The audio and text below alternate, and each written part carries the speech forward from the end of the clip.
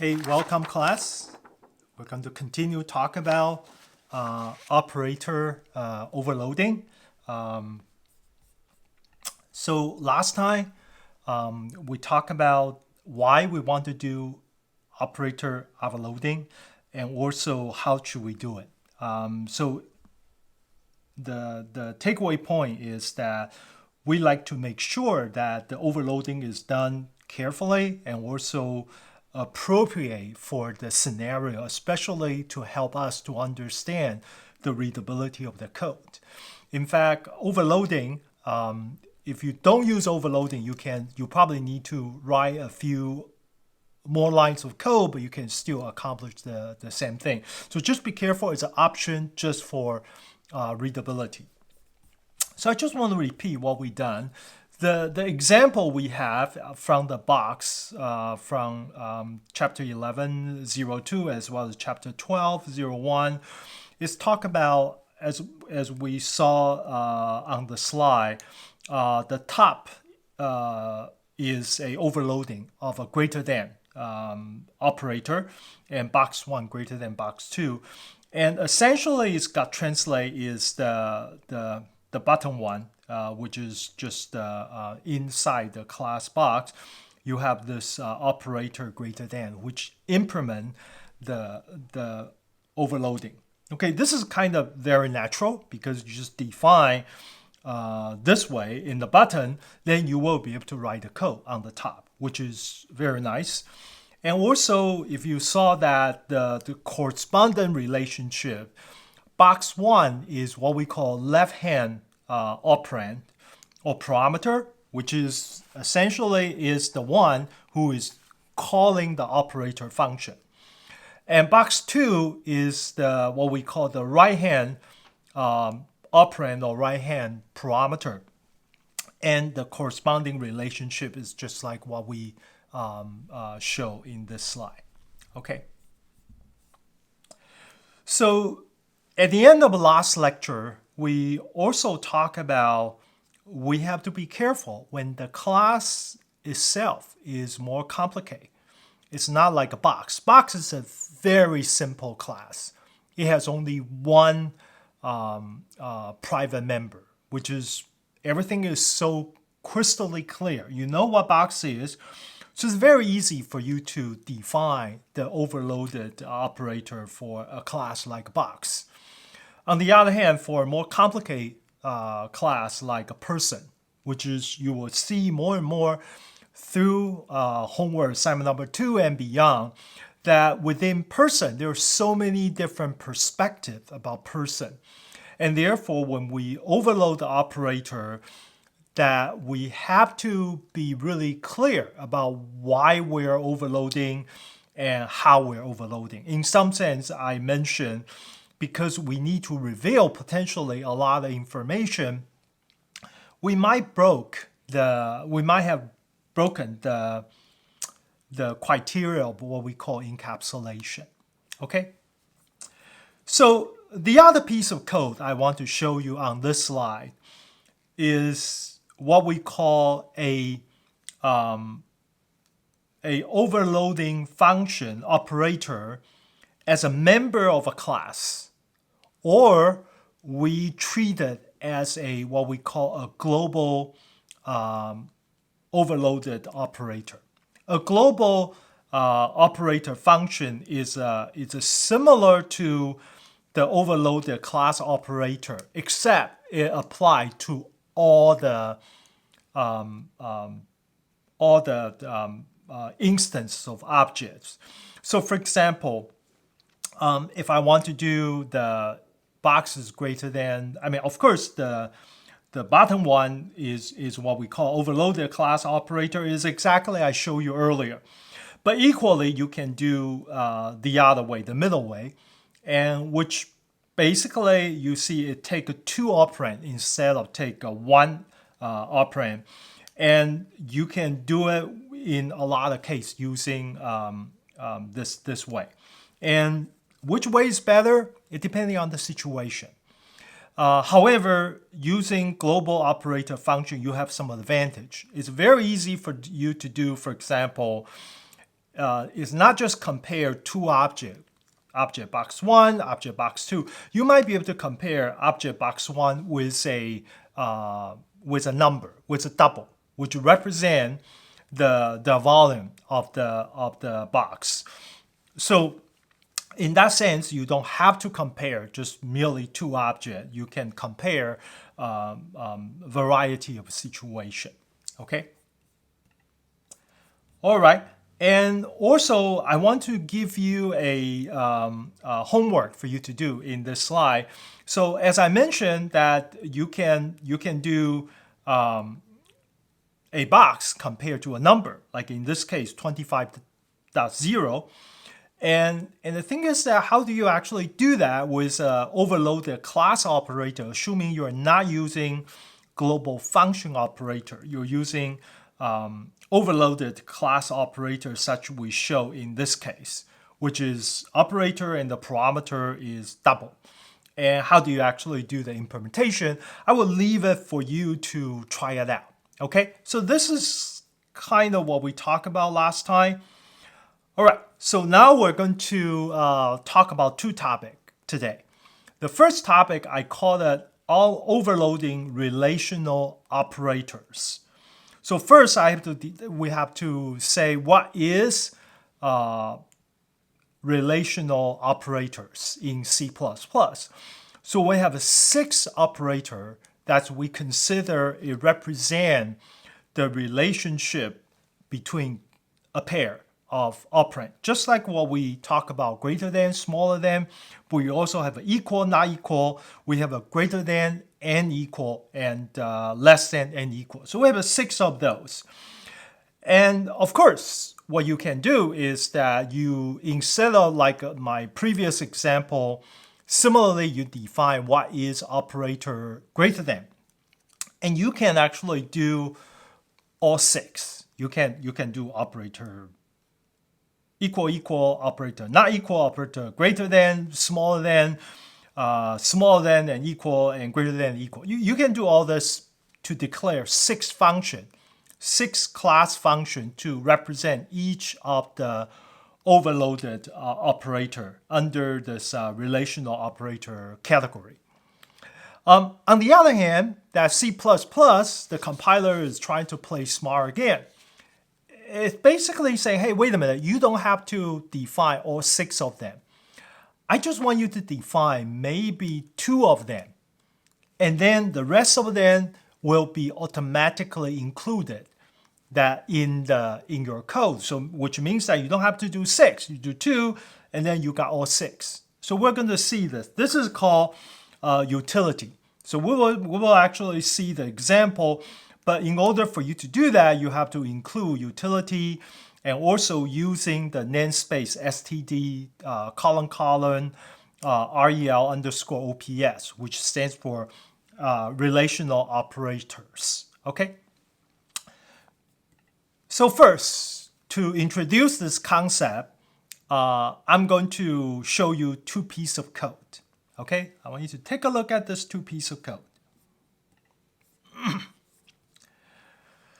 So on your screen, there are 2 pieces of code, which is related to your homework assignment number 2. There is only one tiny difference that, if you look carefully, is that I already have in homework assignment number 2, when I give it to you, it has an operator equal already. That means the equal relational operator is already there in your homework assignment number 2, and I expect you to implement that. All right. But here I'm adding one extra overloaded operator. On the left, what I have is operator less than. On the right, I have operator greater than. Okay, the question is, this is kind of a tricky question. Which piece of code do you think will get compiled correctly? Assuming you use the line in the green box on the top, which is include utility and using namespace std rel underscore ops. Okay, if you have that, then one piece of code will work, one piece of code won't work. And the answer is that the code on the left will work, and the code on the right will fail, will not pass compiler. It's very interesting that if you never learned about this feature, you will get really confused at why I can define a smaller than, it will work by compiler, but when I define a greater than, it will fail. It doesn't work. Okay. All right, let's take a look at what happened. We have all 6 operator, right? I mean, when you create a object called a person, and this piece of code, you can see that I have 2 objects, a person, b person. And assuming I did all 6 of the operator in the relational category.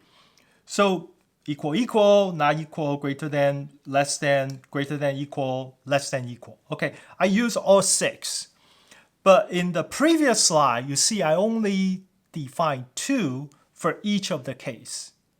2 out of 6. I only defined 2. But one of them worked, one of them didn't. Okay, so that's something which you have to remember, and we'll see why they do it this way. Can I tell you that why exactly they want to do it this way? But you will know that based on the language, it play out like that. Okay, so the trick is this. If you have an equal sign, then I can actually just use a not operator to actually change the result. If you already have an overloaded operator for equal, and I don't actually need to define not equal, because what I can do is I can take your equal function that you define, and whatever result it gave me, I put the reverse, put a not in front of that result. And that will be my implementation for not equal. So essentially, if I have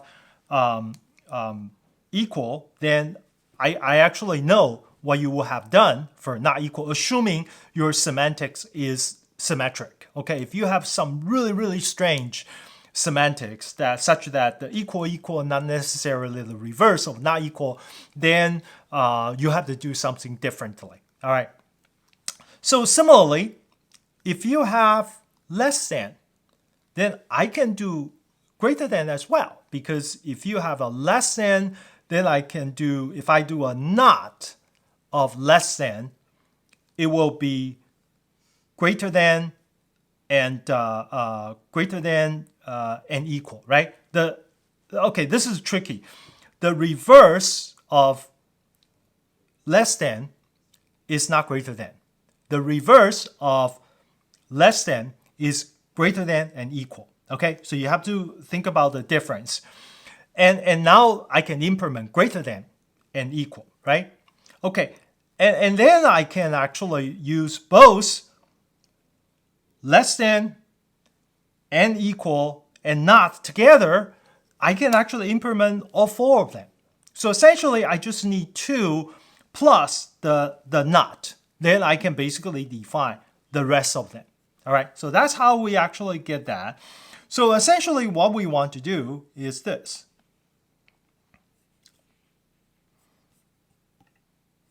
We define 2 of them, and then we can implement all 4 of them, or 6 of them. And therefore, in the compiler of G++ or any C++ compiler, they will just need to see operator smaller than and operator equal being overloaded. And the rest of them, the compiler will automatically include something we call template. And in order for you to do that. But then the question I have for you is that, well, where is that template? Can I actually take a look? So this is something which I think is fun for programming, whatever environment you are. You sometimes create an arrow. You try to run some program. Remember I showed you 2 pieces of code. One piece of code is only define equal and less than. The other piece of code is equal and greater than. If you run that second piece of code, which has equal, equal, and greater than, and you will get this compiler error as I show you on the screen. You can see that it tried to compile your code, but it didn't work. But at the end, it says, error, I will show you there's a long pass, library, developer, command line tools, user includes C++ v1/utility. And in fact, it's calling you line 238. Over there, it basically say, hey, this is invalid operand to binary expression of box and constant box, okay? And that is a piece of code, is utility that you include at the beginning. In fact, it's interesting that utility is nothing to do with any specific class. It's for all the class wanted to overloading. And so it's use a concept called template. So, okay, so let me actually take a look at the utility. So this is, if you go to the utility, so I encourage you to do that because this really helps you to be sure what is your compiler is doing, why you're putting rel_ops. So this is the segment of code that related to the relational operator overloading. So this is under, in my computer, so your computer might be different. You have to run that second piece of code to trigger the error message, then you can find out where is utility file reside on your environment. So it's, you can see that the top is /library/developer, blah, blah, blah, and then /utility. And if you look at inside this piece, I just take a look, take out this particular segment of code. It started with namespace rel_ops. And then you see they have a 4 template, 1, 2, 3, 4. And look at how they implement each of them, okay? And the way they implement not equal is just, you see that they use equal, equal, and then they put a not, put the result differently. And then this is the implementation of operator not equal.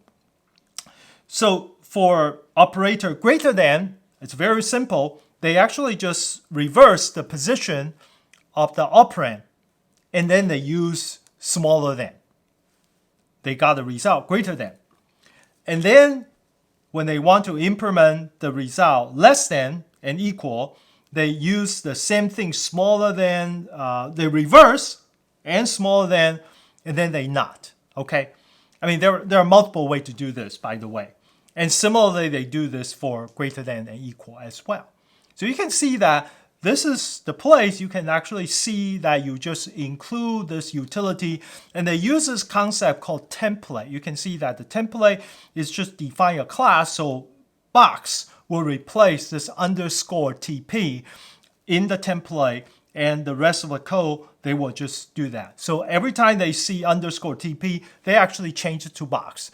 We will talk about the class template later in greater detail, but this already show you that how this concept could be useful for you to not to specify all 6 operator. You just need to do node 2, equal, equal, and smaller than. You will be able to get all 6 of them ready for you. Okay. All right. So so what we have here, just want to summarize a little bit about what we have done so far, is that we realize that if we have defined smaller than and equal, equal, and also assuming you have the not operator available, then basically you implement the rest of the 4, and therefore all programmer needs to do is just defining overloading 2 of them, but you actually need to include the utility in your include file, and then you will be able to get this particular beautiful things done for this, okay? All right, this is basically save you 2/3 of the work. So you only need to do 1/3. 2 of them, you got 6, okay? All right. So now we're going to talk about another topic under chapter 12. So this is covered in your textbook, from page 374 to 380. And this is related to what we call the constructor and destructor, as well as the assignment, which is used very commonly. And but there are some issue that you need to know for you to use this language construct in C++ correctly. So in particular, I want to show you on the left side, there is a very small piece of code. It's called class data. I will use this as an example to explain the concept. And then surprisingly, with this very simple piece of code, it brought out a lot of complexity and challenges using constructor, destructor, or assignment. So when you define this small piece of code on the left, which it only has a one public variable called value. And what will happen is that the compiler will supply some of the what we call the implicit declared constructor and the implicit declared assignment statement.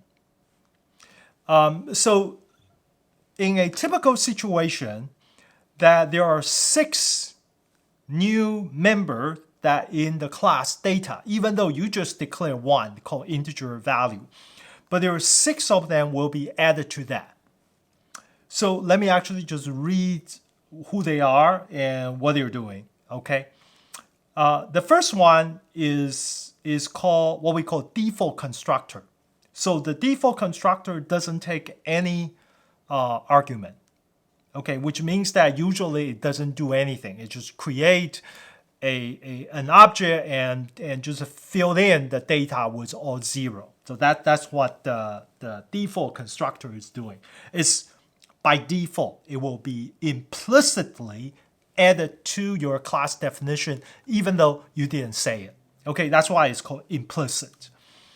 And the second one is called copy constructor. So copy constructor take one parameter, which is an object of the same type of the class you're defining. So in this case, it's the constructor's data, and the only argument of that is also a copy of data. It's another object, but it's following the same class. And what copy constructor by its name is when I create this object, I essentially just take that argument and make a copy of that. So which means that if that object has a value, it should, right, have a value, integer value, and that value will be copied to this newly created object. So this is no confusing and is copy constructor. Even if you didn't define this operator, this constructor, it will be there for you. So you don't have to say that. Okay, the next one is probably the most interesting one. It's called move constructor. So by the name move constructor, which means that it's not copying, it's just using whatever object you provide and use that memory space as my own memory space. So essentially, I take over the ownership of that piece of memory, and then I'm using that within myself. Okay, so this is called move constructor. The primary difference between copy constructor and move constructor is really about performance. Number one, performance. Later we'll worry about something else as well. So the performance is that you avoid doing copying. Otherwise, you actually might be creating an object, calling the copy constructor, you copy again. And over here, create an object, you fit into the move constructor, and the move constructor just use it immediately. I avoid one extra step to do the memory copying. So it's really for a performance consideration. And then there is something which I haven't talked about until this moment is called destructor. We have talked about constructor, but we need to do something called destructor. So destructor will be called when this object is about deleted. When the object is going to be deleted, then the destructor will be called. And if you don't provide any destructor, that means that your destructor is follow the default destructor is probably doing the things that they think is necessary for you to clean up, for example, things like memory. Okay, so that's the default destructor. And similarly, there are two concepts, two operator. Both assignment operator has been overloaded implicitly if you don't define it. So this operator also has the same difference between copy assignment and move assignment. So a copy assignment you can think about is that I make a copy of that right side parameter or argument, and then I put that value into the left side, which is this particular object data. Move assignment is essentially just move the memory space into that. You don't do the copying, you directly use it. So that's really the difference between copy and move, okay? So here is the summary about what I just said. There are three types of constructors. So from now on, I'm going to only focus on constructor. Assignment works very similar to what we talk about in the constructor. Okay, so there's a default constructor, copy constructor, and the move constructor. So there are three kinds of constructor, but also on top of that, I have used the word already a few times in this lecture, is that the constructor can be either implicitly declared, like the previous slide, or it could be user defined. So which means that I can actually define my own default constructor, copy constructor, and move constructor, and such that it will override the implicitly declared ones. So it will execute the one that I want that to happen. Okay? So now we're going to see some example about how to define this three kind of constructor, especially define. Here, define means user define.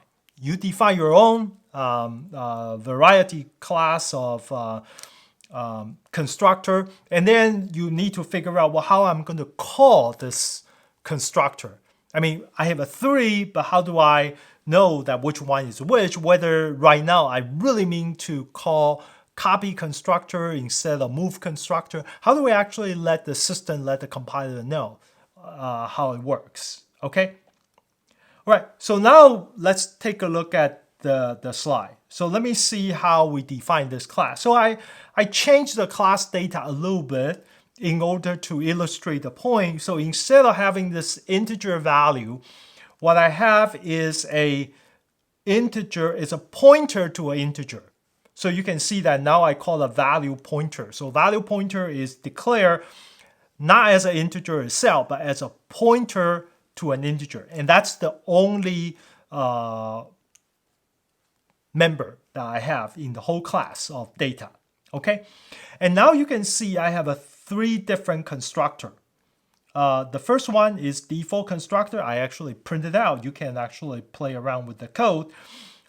In this default constructor, what I do is that I just using this function called new int. New int. New is a C++ specific language construct, which means that I want to create an instance of that object. So for example, integer is a type. When I say new int, is creating a new integer. Or you can say integer object, because it's a simple type, so usually we just say it's an integer. So then I store that pointer to the integer into that value pointer. So this is actually very similar to malloc. If you remember malloc and free for dynamic memory management, this is essentially exactly the same as that. The only difference is that in C++, when you call new, if that int object has any constructor, it will be invoked as well. So new in C++ is basically malloc, memory allocation, plus a call to the constructor. That's the only difference. Okay, so default constructor is very simple. You just call the function. I just allocate the memory space for that. And then I have the second one. The second one is what I call a copy constructor. So the copy constructor, I'm doing about the same thing. I'm just calling that new. Again, I'm actually create the memory because I need to make a copy, so I have to have a space. That's why you saw the same line, value pointer is equal to new integer. So I will be able to create the space. And then I actually copy from the argument, which is a data, and copy the value into the space I just created. So that is exactly what we expect for a copy constructor. You create space, you make a new copy, boom, you're done. Okay, so that's the copy constructor. And the third one is interesting. The third one is called move constructor. So what move constructor is really doing is that it's not going to create, it's not going to call this memory allocation construct called new. It directly, you can see that it directly copy the pointer value from a data into my own pointer.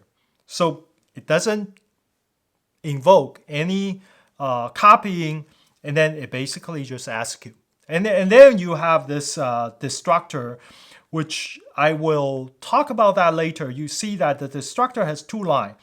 The first line is just print out, say, hey, you're calling the destructor. But the second line, I comment out.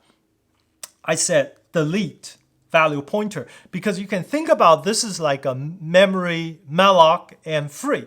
So when you malloc, you have to free. So delete is essentially like a free, but it will also invoke the destructor about the object that's being deleted. So malloc is, new is malloc plus constructor. Delete is free plus destructor. Okay, so that's their relationship. Okay, so after you see this piece of code, then we actually see the program who is going to use this piece of code. Is a main program I show you on the right side. So now we're going to see how you're going to call into this different type of constructor. So how does the compiler know that you have a 3 version of your constructor, then which one will be called in sequence? So first, let's actually look at the code on the right side now.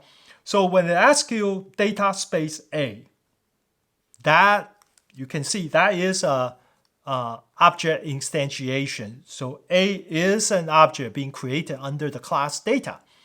And you didn't provide any argument to that creation process, and therefore that is the default constructor. That's the first one. Okay, so the first line to that's actually shouldn't have any problem, that because it matched very well. Okay, if it doesn't match well, the compiler will give you error. Okay, now let's look at the second one. The second piece, you can see that when you create data B, that you actually provide object A as an argument. But more importantly, I actually casting. I use a casting in front of A. I said data, and then I put a M sign. Okay, so you see data N that match the copy constructor.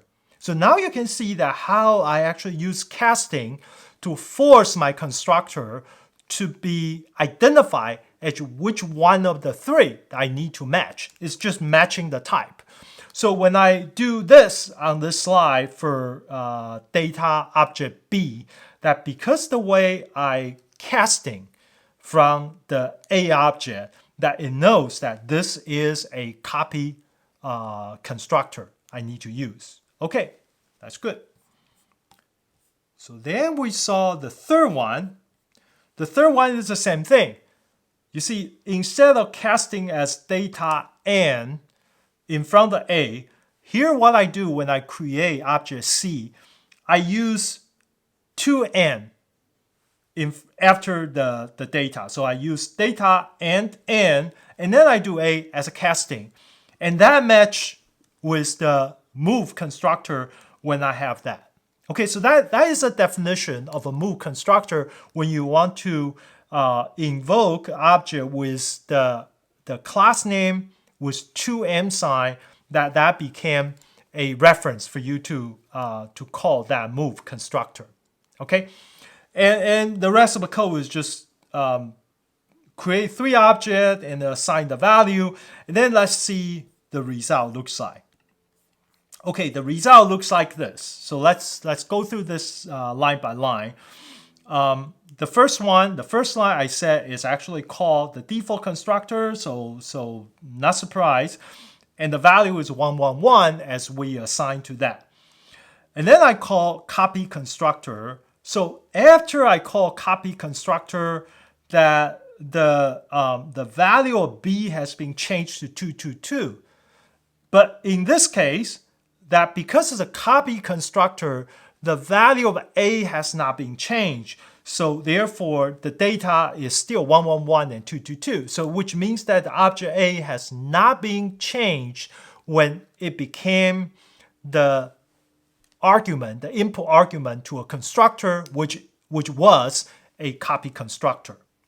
Okay, so that's the copy constructor. So far, so good. We understand what's happening.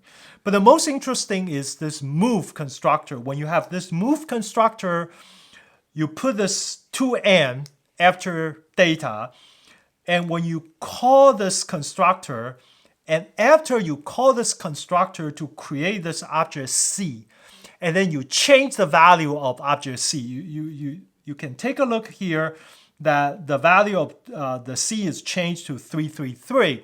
But when you done that, you actually realize A's value is changed as well because it's the same reference is being passed into the constructor through this what we call move constructor construct, and therefore if I change the value, the original object will get changed as well. Okay, so that is hopefully through this example, you know how I can write down what we call user-defined constructors, regardless of default, copy constructor, or move constructor, and then you will get this result. Okay, now I actually can talk a little bit about that destructor in this case. So you see that in the destructor, there was a line called delete value pointer, but I comment that out. Okay, I said, no, I cannot do that. And there is a reason for me to do that. The tricky part is that I don't know, unless I actually remember which constructor was used to create this particular object instance. Because it makes the big difference between the copy constructor and the move constructor. Because in the copy constructor, I call the function new, which means memory allocation, malloc. So therefore, I need to have delete. I need to have a delete to free that piece of memory. But it could also be that I'm actually using that move constructor, the third one, to actually create an object, which means that in that case, I cannot free. In fact, when you write the program, if you remove that the comment and then have that delete value pointer, the code will still compile. But when you run the program as I show you on the right, you will get a memory fault. you will get a segmentation fault because you might free the pointer twice. Because when you destroy the object A, it will try to free. But when you try to destroy the object C, it will try to free again, try to delete again, but it's already being freed by object A's destructor, and therefore you actually try to free something twice, and then this will causing some runtime error. Okay, but on the other hand, if you did use copy constructor and you did not delete the value pointer, you also run into another problem called memory leak. Okay, we'll address that a little bit later. Okay, so we have this scenario. Now you know that how the memory leak into this, and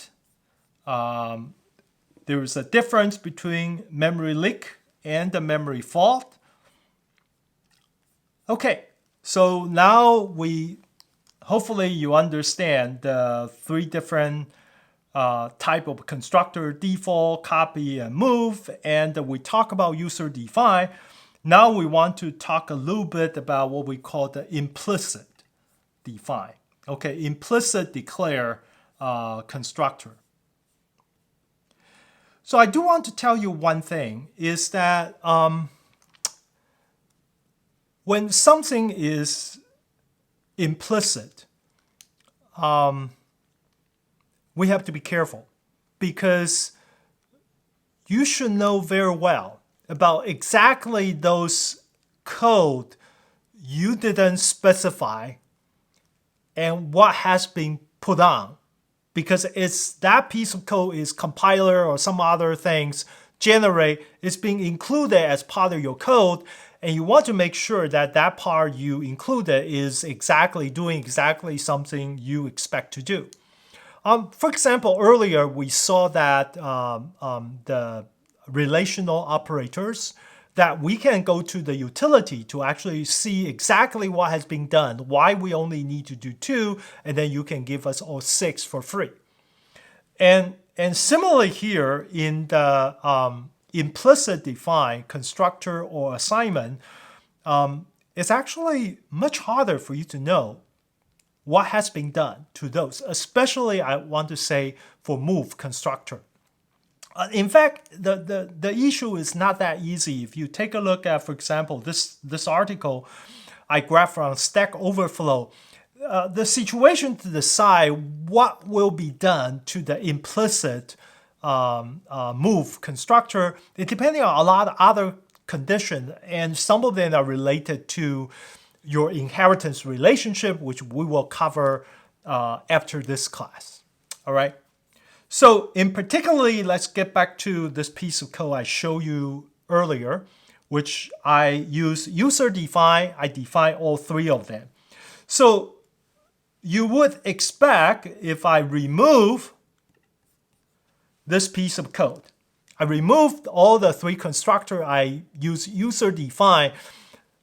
Now I'm using all implicit declare, because it has that already implicit. Now I'm not defining. I will let you use the implicit one. And then I would expect that the data, the result I'm getting should be the same as what I got before, which is 111, 111, 222, and then this 333, as I show you in this slide. And the thing is that, however, when you do that, you realize the output are different. So of course, because it's implicit, it didn't have the statement, say, calling copy constructor, calling move constructor. But if you remove those 3 lines, look at the number, they are different. Okay, the numbers are different. So which means that the implicit declare constructor is not doing the things as we try to do in the user define one. Okay, in fact, it looks like based on the result, by the way, I didn't show you the detail, but we look at every single pointer, every single memory address, how the implicit constructor is trying to do, especially regarding the move constructor. It's really unclear that what you're doing with the pointer to an integer in this case. And in fact, in this case, it seems to be they're just doing copy constructor. And copy constructor or doing move constructor for all three cases. That's why when I set the value to be 333, you can see that both B and A are being set to be 333 as well. Okay, so you can see that it's fairly interesting that they have this reference. They actually come up with this. Okay. I actually want to show you something even more interesting. So now I'm actually changing that pointer to an integer, but instead I'm actually putting an object string. So now you can see that the value now is std : string. It's a standard string. So you can see that I'm actually not assigning an integer 111, but I'm assigning a string 111 to that. And then I'm running both the code with the implicit declare operator. And let's see what you get as a result. And this result is very interesting. So the first three output, 111, 111, 222, this is exactly what we expected. Okay, exactly what we expected that you have that. But then when we actually using implicit declare move constructor, something sounds right, but we don't understand for sure what's going on.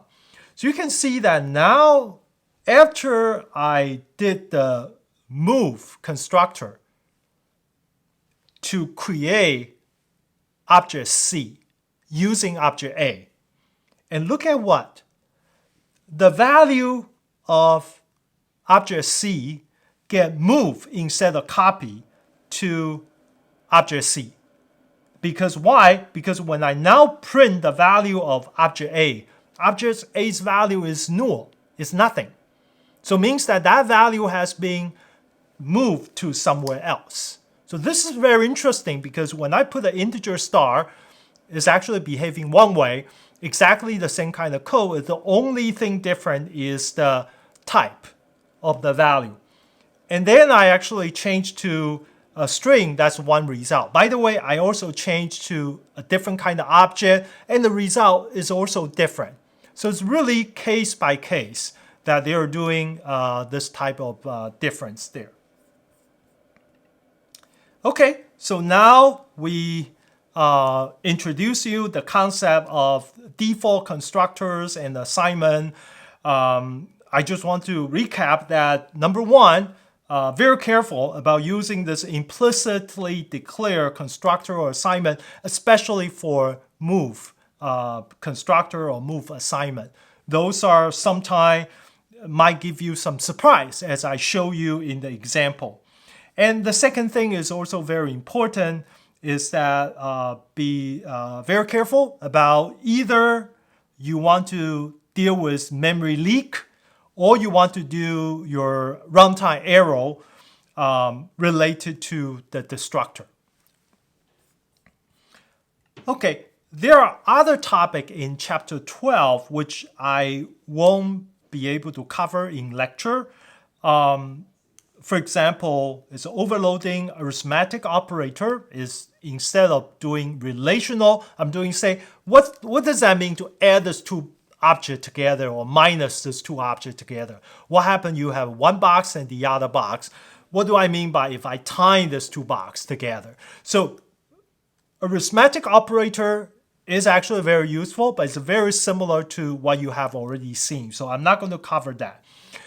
And the part is a little bit tricky is a subscript operator. In my opinion, that this is sometimes useful, but you have to use carefully because it also creates some kind of issue. So similar go with type conversions, increment and decrement operator, and also function object as well. So my recommendation to you is that operator is always something you have to use carefully. And you remember those 5 things which I didn't cover over here. When you encounter the situation, you need to use it. Then you remember you have to start from this segment in your textbook, and then you can work on that. Okay. Okay, I just want to summarize for today's lecture. We covered two topics. One is overloading relational operator. The other one is user-defined versus implicitly declared constructors and assignment. I just want to tell you that it's my experience I want to share with you is always try to do your best. Either write the program to test the feature and see if that will work, or you have to find the true source to understand what's happening. If you don't know what's happening, you better not use that particular feature. So for example, for the first one, the overloading relational operator, I show you that you can actually go to that utility include file to see precisely what's being done in that include file. Then you can actually be able to do that. For the second thing about implicitly declared constructor, to be honest with you, there's a lot of implicit information about that, but it's very hard for me to see exactly those few those few implicit declare operator being included in my code. I even use this option called G++ minus capital E to see all the code is just being included by the preprocessor, but it seems to me before preprocessor that this code hasn't been included. So if I have time, I will actually go to GCC or G++ compiler to actually precisely know how they handle this implicit constructor or assignment, especially dealing with different type. Because based on my limited experience, sometimes I put integer star or string or a class or class pointer, and they gave me sometimes similar results, sometimes inconsistent. So sometimes this is a little bit unpredictable for me to use this feature a lot because I have to be careful. On the other hand, I would say move constructor is very useful, especially when we want to do application like a network programming. We want to avoid copying of, say, a network packet. For an application, if I want to develop a router, I want to save the memory copying overhead, then move constructor could be really useful. So this is something which we will re-examine when we talk about the network programming perspective of ECF36B. Okay, that concludes my lecture related to chapter 12, operator overloading. So I hope you caught the most important point and you will be doing your homework assignment too without any hesitation. Just move full speed. And we're going to continue with the next topic, which is inheritance and polymorphism. And this will be covered chapter 13 and 14. Okay, I'll see you next week.